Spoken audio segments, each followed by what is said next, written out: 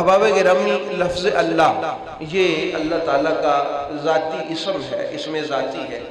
اللہ کی جمیع صفات جو ہیں وہ آپ رحمان کہہ لیں، رحیم کہہ لیں، کریم کہہ لیں،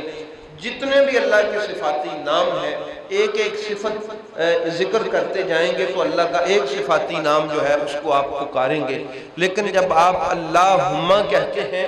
تو یہ سارے ناموں کو اکٹھا ایک ہی جگہ پہ تلاوت کرنے کا ثواب ہوتا ہے۔ یہ ایسا جامع ایک اسم ہے اللہ تعالیٰ کا، اور میں کہتا ہوں کہ ہماری خوشبختی کی بات یہ ہے اگر ہم توجہ کریں۔ اچھا، انجیل مقدس بھی میرے پاس پڑی ہوئی ہے، اور جو پرانی تورات ہے وہ آج کل جو انجیل ہے اس میں انہوں نے لکھ دی ہے۔ تورات و انجیل کے جو نسخے ہیں اگرچہ تحریف شدہ ہیں لیکن چلو کسی نہ کسی صورت میں موجود تو ہیں۔ ان کو جب ہم پڑھتے ہیں تو اللہ تعالیٰ کا جو نام ہے وہ لفظ اللہ سے وہاں تعارف نہیں ہوتا۔ انجیل میں، تورات میں، زبور میں، وہ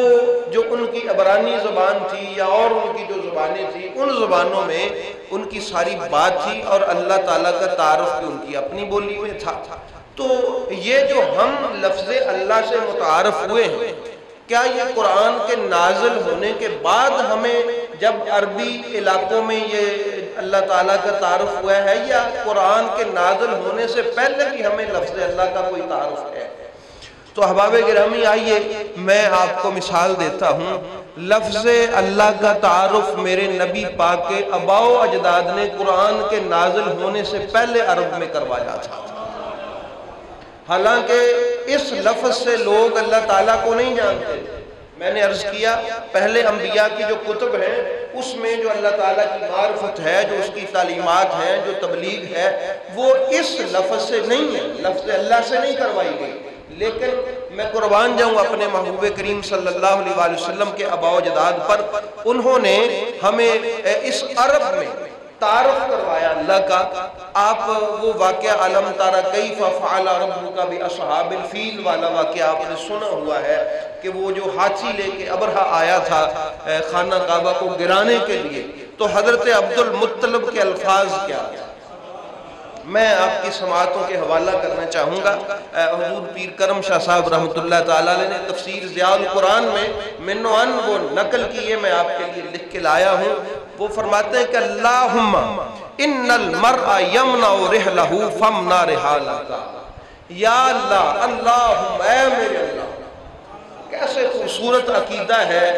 اب بھی اگر کسی کو نہ پتہ چلے کہ جناب عبد المطلب کا دین کیا تھا تو اس کی عقل پہ حیران کی۔ اگر حضرت ابو طالب کہہ دیں کہ میں اپنے باپ کے دین پہ تو ان کے باپ عرض کر رہے اللہم ان المرء یمنع رحلہ فامنع رحالک، یا اللہ، ہر کوئی اپنے گھر کی حفاظت خود ہی کرتا ہوتا ہے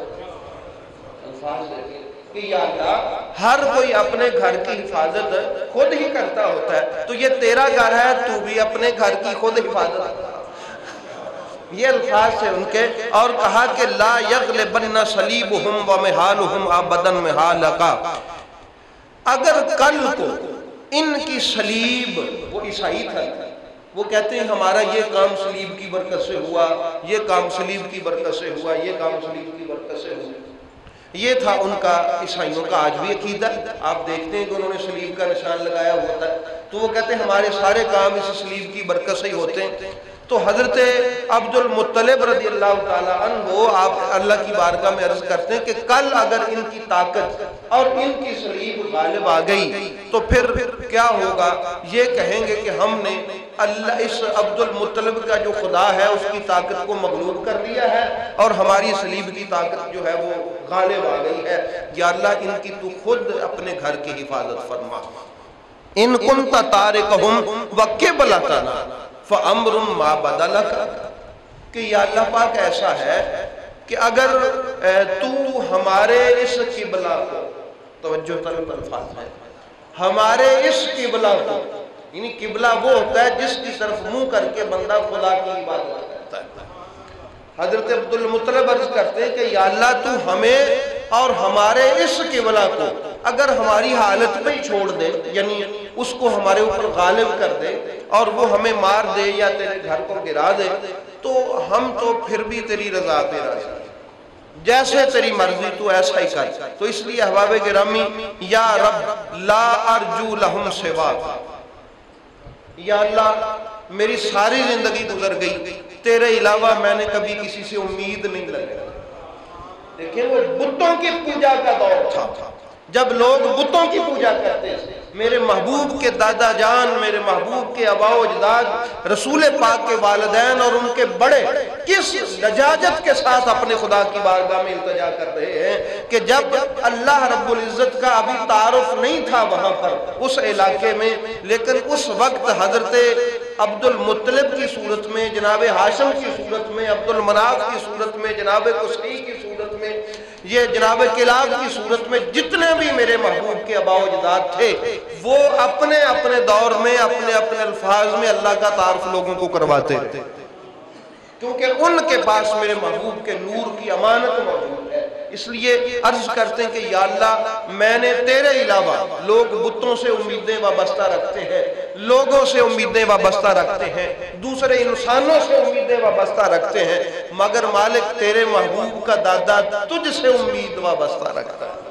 احباب گرامی، اس کے علاوہ بھی آپ سمجھ سکتے ہیں کہ حضرت ابو طالب نے جب اپنا خطبہ نکاح پڑھا تو وہ بھی یہاں سے شروع کیا، الحمدللہ۔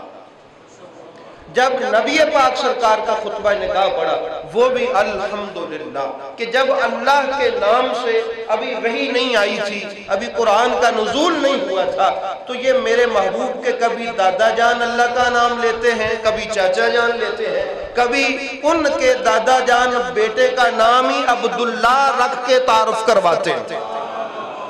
ایسا ہی ہے عبداللہ، اللہ کا بندہ، کہ جب لوگ بتوں کے ناموں پہ اپنے نام رکھتے تھے تو پتہ چلا یہ جو اسم ذاتی ہے اللہ تعالیٰ کا، اللہ کا جو لفظ ہے، یہ نبی کریم صلی اللہ علیہ وآلہ وسلم کے آباء و اجداد وحی کے نزول سے پہلے بھی لوگوں کو تعارف کروایا کرتے تھے کہ کوئی ہے جس کو اللہ کہتے ہیں اور وہی معبود حقیقی ہے۔ تو یہ لفظ اللہ، اللہ کا اسم ذاتی ہے۔ میں یہ باتیں آپ سے اکثر عرض اس لیے کرتا ہوں کہ یہ کوئی فضول کی محبت نہیں ہے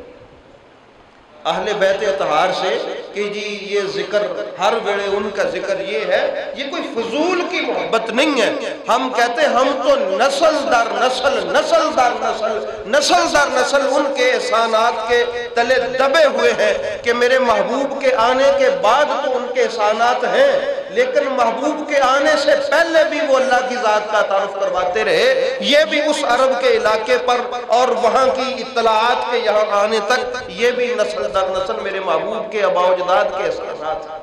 ایسا ہے نا جن کے احسانات ہوں، جن کی نوکری ہو، جن کی ڈیوٹی ہو، جنہوں نے یہ محنت کی ہو، ان کو خراج تحسین تو پیش کرنا چاہیے۔ اس لیے احباب انہوں نے اس لفظ کا تعارف کر